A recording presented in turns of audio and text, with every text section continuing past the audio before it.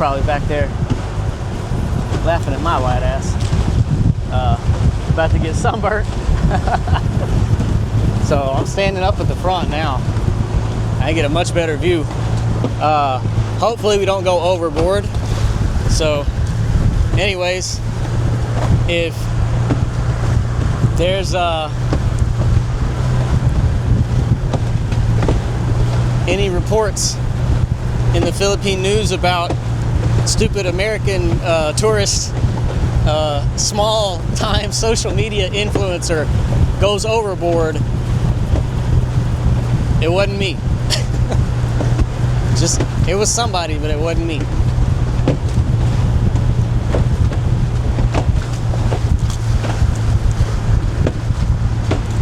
Yep, definitely getting sunburned on this trip.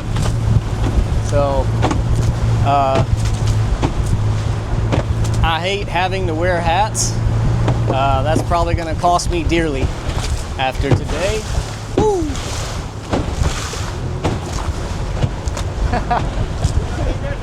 Yeah, I'm good. Oh man, so we just hit some bumps. It doesn't seem like too much right now, but yeah, we're going through some choppy stuff.